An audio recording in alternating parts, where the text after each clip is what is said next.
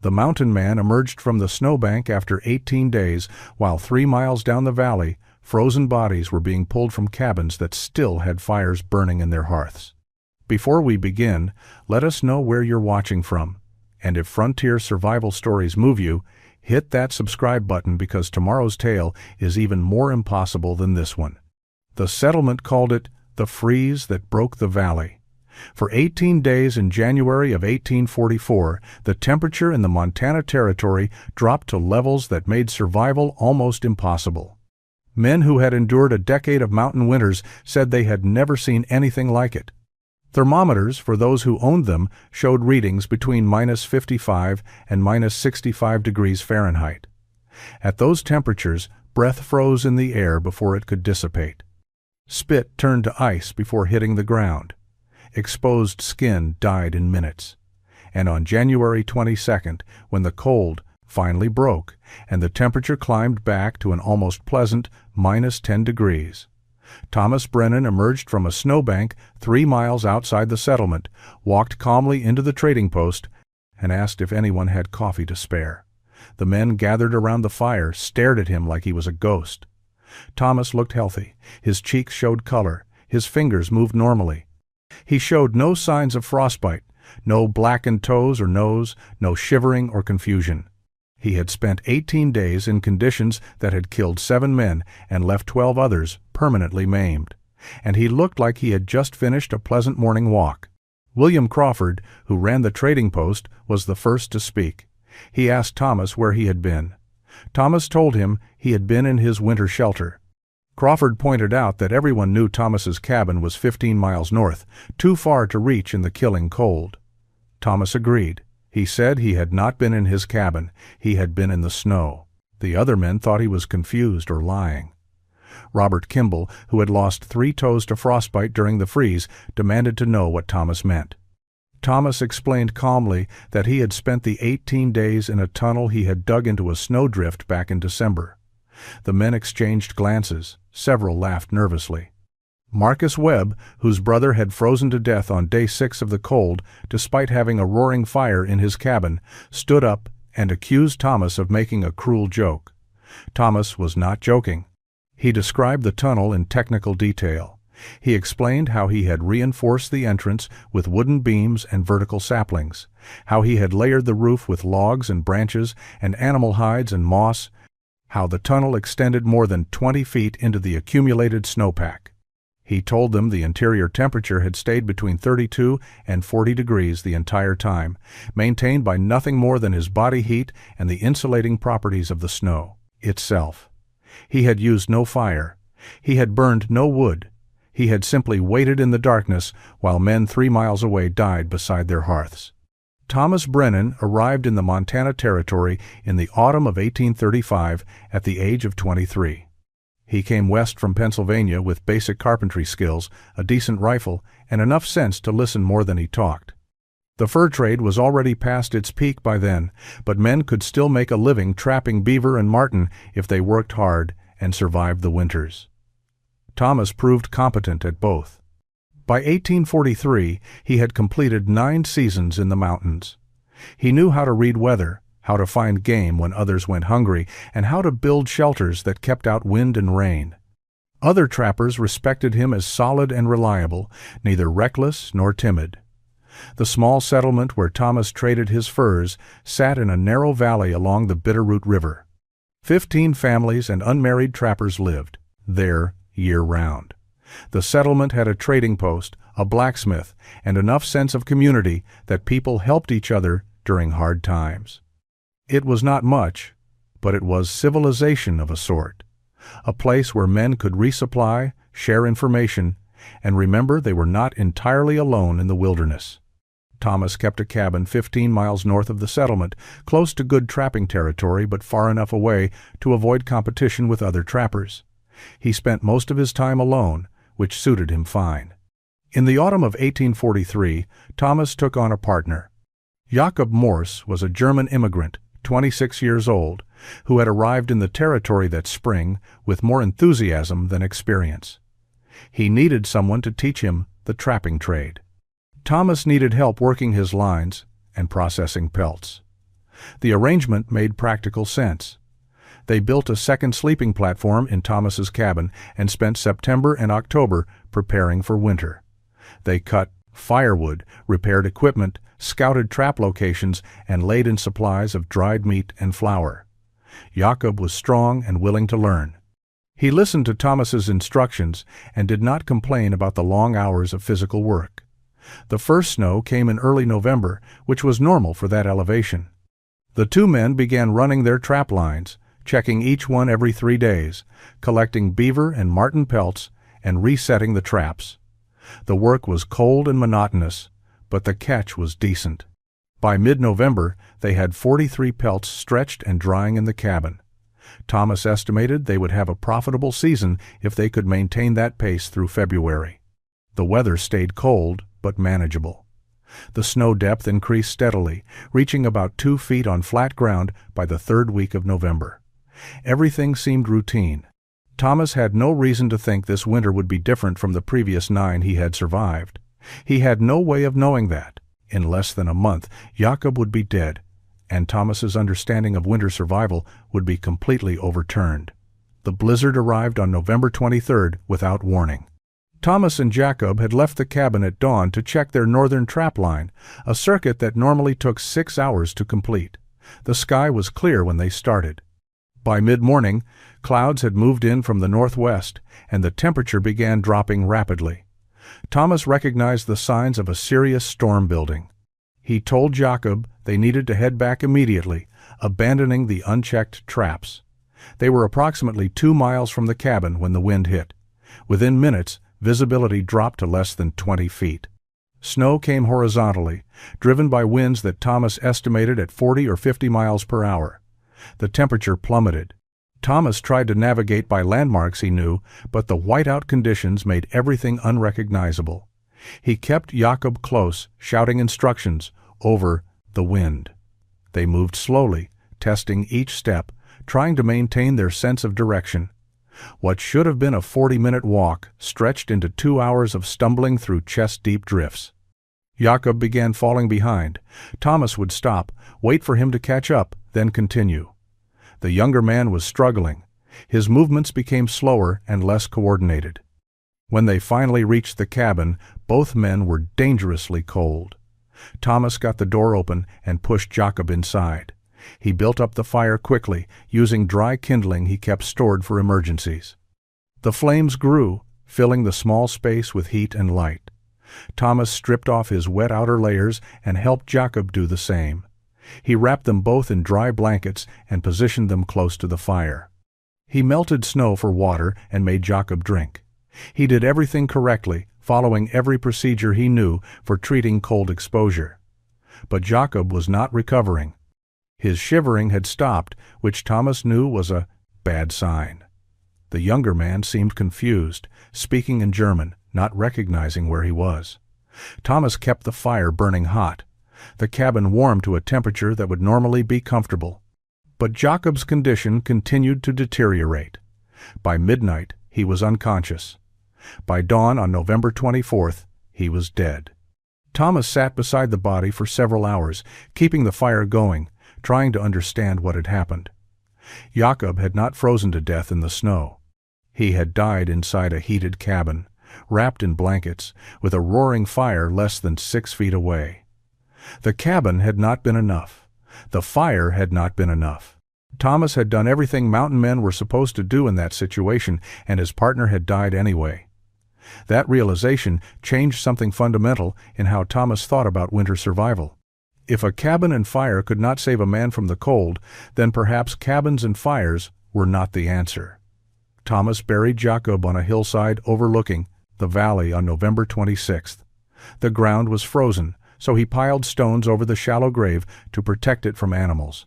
He marked it with a wooden cross carved from a split log and returned to his cabin alone. Other trappers would have mourned for a few days, then returned to work. The mountains demanded practical thinking. Death was common. Dwelling on it served no purpose. But Thomas could not let it go. He kept returning to the same question: why had Jacob died in a heated cabin while they both had survived hours in the blizzard? The answer seemed obvious at first. Jakob had been exposed longer, gotten colder, could not recover. But that explanation did not satisfy Thomas. Something about it felt incomplete. He began paying attention to how animals survived winter. In early December, during his trapline rounds, he noticed a fox disappear into a snowbank. He approached carefully and found a small entrance tunnel leading into the accumulated snow. The fox had created a den. Inside the drift, Thomas knelt and felt the air coming from the entrance. It was noticeably warmer than the outside air, even though there was obviously no fire inside. He found similar dens created by rabbits and other small animals. They were surviving inside the snow, not despite it. That observation started Thomas thinking in a different direction. He began experimenting with snow. He dug small holes and measured the temperature inside them compared to the outside air. He discovered that even a few feet into a snowbank, the temperature stabilized around 30 to 35 degrees, regardless of how cold the air above was. On nights when the surface temperature dropped to -20, the interior of the snowbank remained near freezing. Snow, he realized, was not just frozen water, it was insulation. The air trapped between ice crystals created barriers that prevented heat from moving.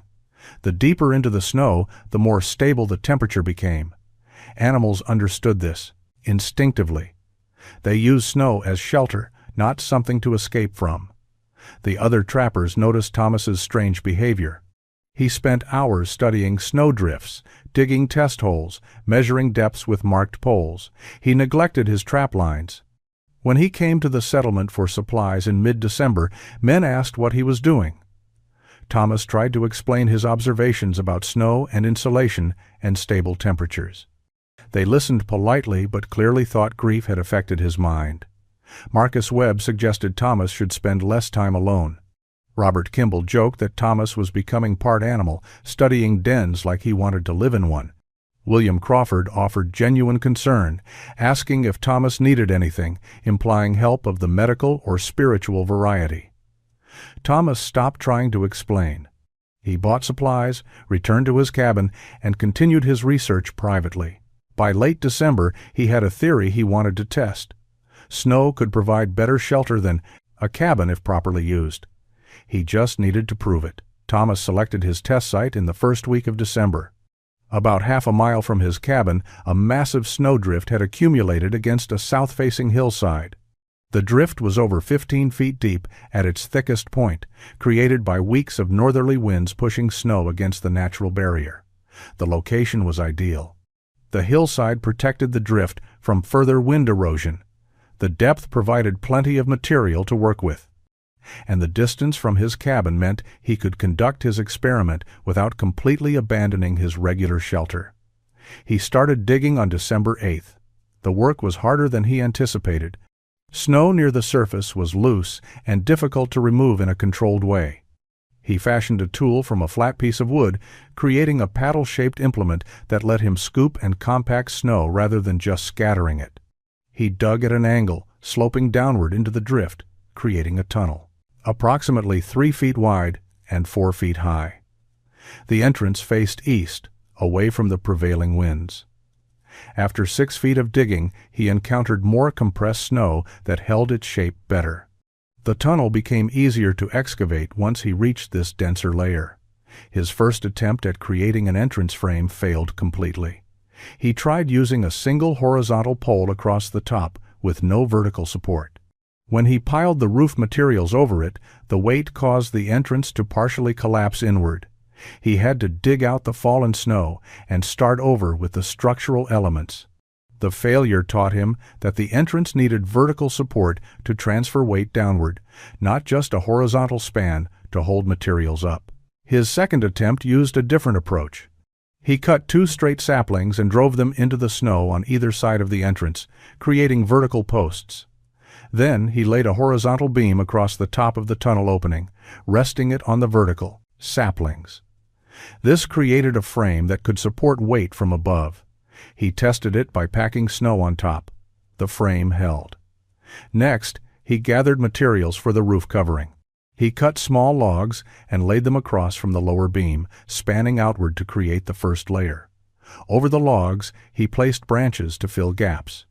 Over the branches, he stretched beaver pelts he had been planning to trade.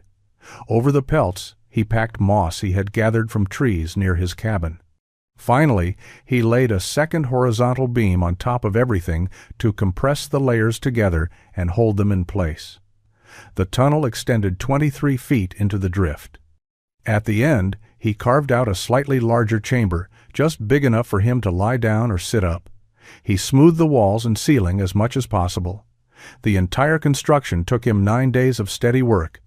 When he finished, he had created something that looked absurd to anyone who might see it. A small entrance in a snowbank, reinforced with poles and covered with valuable furs, leading to a dark tunnel that went nowhere. The other trappers called it Brennan's Burrow when word spread. They laughed openly about Thomas living like a rabbit. He did not care. On December 17th, he tested it overnight. Thomas brought supplies into the tunnel at dusk on December 17th. He carried 2 wool blankets, dried meat, a water skin, and a candle with matches. He crawled through the entrance and made his way to the interior chamber. The tunnel was completely dark once he moved past the entrance. He lit the candle and examined his work. The walls were smooth and stable. The ceiling showed no signs of sagging or weakness. He extinguished the candle to conserve it and settled in for the night. The darkness was absolute. Thomas wrapped himself in the blankets and waited. The temperature inside the tunnel felt cold, but not brutally so. He estimated it was near freezing, perhaps slightly above. Outside, he knew the temperature had dropped to around -15 degrees. He could hear wind moving across the surface above him, but inside the tunnel, the air was completely still. No wind penetrated. After an hour, he noticed something remarkable. The space around him was warming slightly. His body heat had nowhere to escape. The snow walls absorbed it and reflected it back. He was not warm, but he was no longer getting colder. He spent 13 hours in the tunnel that first night. He dozed intermittently, woke, shifted position, and dozed again. When dawn came, he could see faint light filtering through the entrance. He crawled out into the morning air and immediately felt the difference. Outside was significantly colder than the tunnel interior. He had spent the night in comfort relative to the conditions outside. More importantly, he had used no fire, burned no wood, and created no smoke. The tunnel had kept him alive through passive insulation alone. Over the next week, Thomas refined his design. He noticed that the lower beam across the entrance opening sometimes shifted under the weight of the roof materials. He reinforced it by driving the vertical saplings deeper and angling them slightly outward to create better bracing. He adjusted the roof layers, packing the moss more tightly and adding additional hides where he noticed cold spots. He extended the tunnel another 4 feet, giving himself more space in the interior chamber. He created small shelves in the snow walls where he could store supplies. He carved a ventilation hole near the back of the chamber, just large enough to allow fresh air in while preventing heat loss. The design worked better with each modification. By Christmas, Thomas had a shelter that maintained a consistent internal temperature between 32 and 40 degrees, regardless of outside conditions.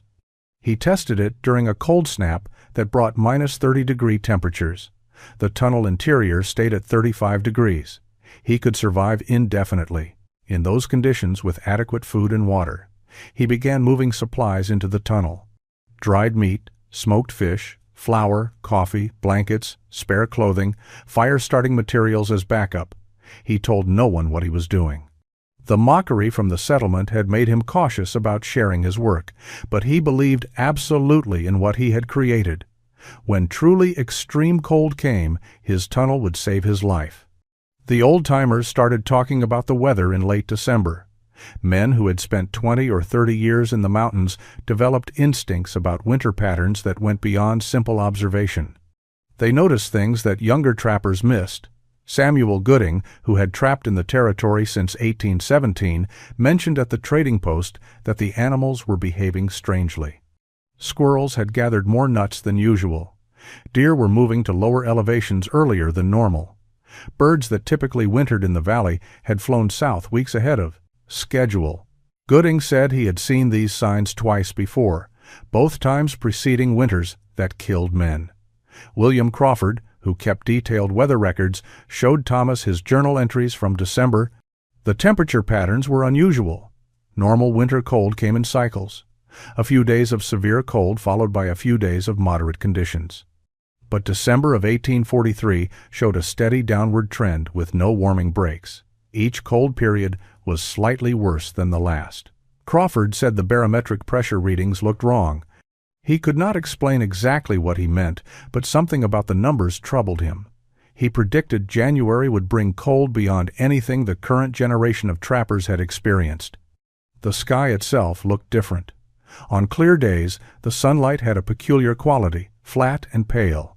The stars at night seemed sharper and closer. Old-timers said it meant the air was drier than normal, which could indicate Arctic air masses moving south. Marcus Webb's father had trapped in the northern territories of Canada before moving to Montana. He told stories about cold snaps that lasted weeks, where temperatures dropped so low that fires barely helped, where men went to sleep and never woke, where entire camps were found months later with frozen bodies still sitting around dead fires. Webb dismissed the stories as exaggerations, but Thomas listened carefully. By New Year's Day of 1844, Thomas had made his decision. He moved most of his essential supplies from his cabin to the snow tunnel. He brought enough food for 3 weeks. He brought all his blankets, spare clothing, his best knife, fire-starting materials, water containers, and even a few books for the isolation he anticipated. He told no one what he was preparing for.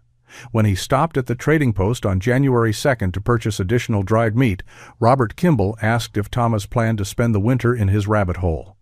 Several men laughed. Thomas said he was simply being cautious. Kimball suggested Thomas should spend more time around people and less time in his snowbank. The implication was clear. They thought his isolation and obsession with snow tunnels indicated a deteriorating mental state. Thomas returned to his cabin that evening. The temperature was already dropping. He banked his cabin fire and locked the door. Then he walked half a mile through the darkness to his tunnel entrance. He crawled inside, arranged his supplies, and settled in to wait.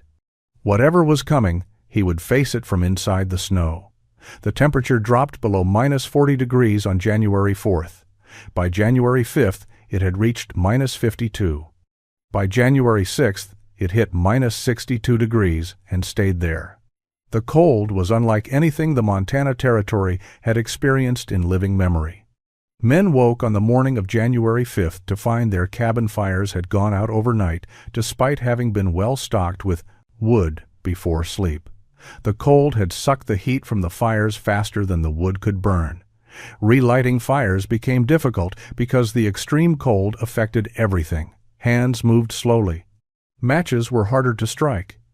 Even once fires were burning again, they could not heat the cabins adequately. Thomas, inside his snow tunnel, heard none of this directly. He experienced the cold as a slight drop in his tunnel's temperature. The interior went from 38 degrees to 33 degrees over the first 3 days. It stayed at 33 degrees for the remainder of the freeze. He was cold, but not dangerously so. He wore multiple layers of clothing and stayed wrapped in blankets most of the time.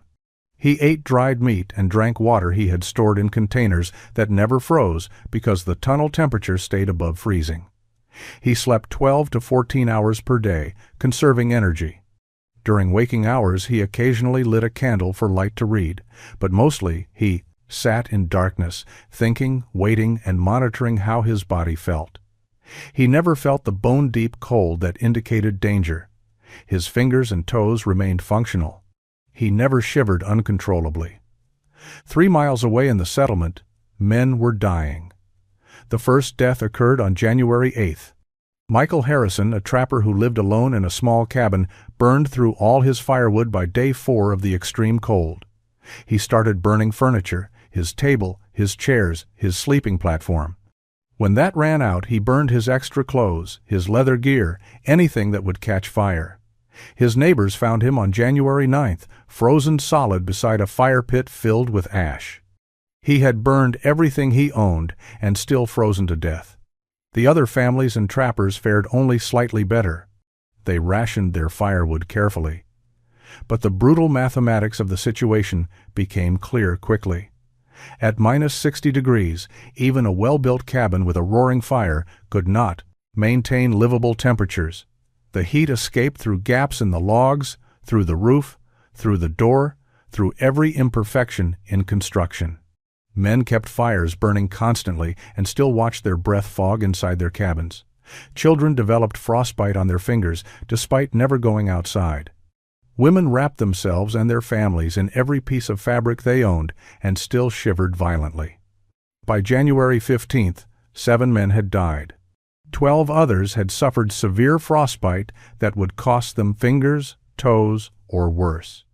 The survivors huddled together in the trading post, the largest building with the biggest fireplace.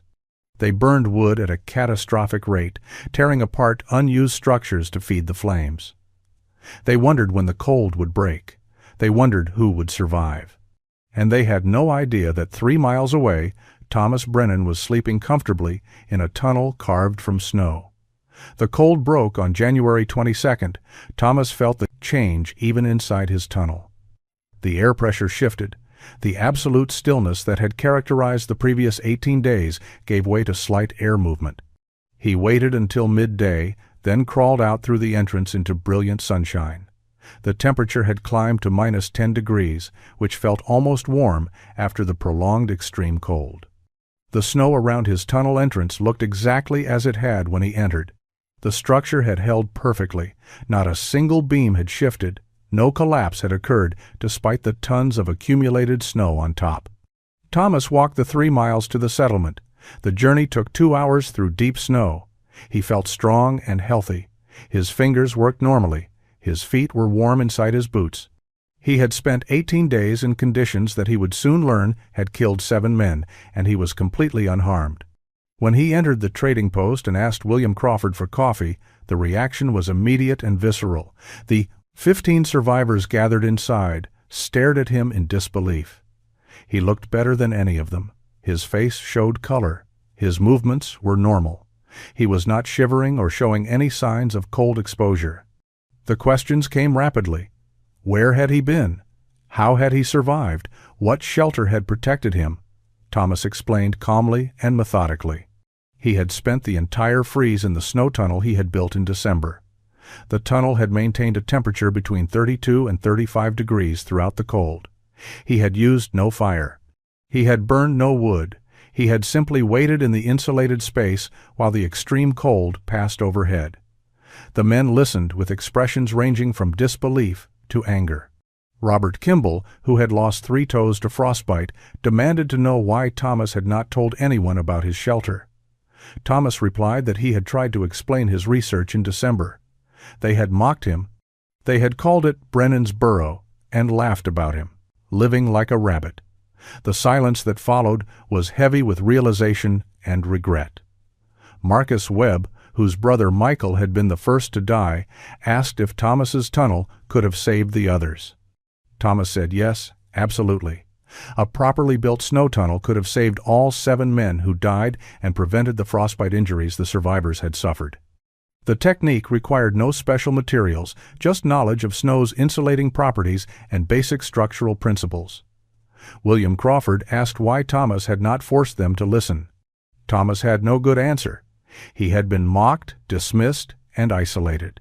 He had stopped trying to convince people who would not listen. The weight of that decision now sat heavily on everyone in the room. Over the following days, Thomas took groups of survivors to see his tunnel.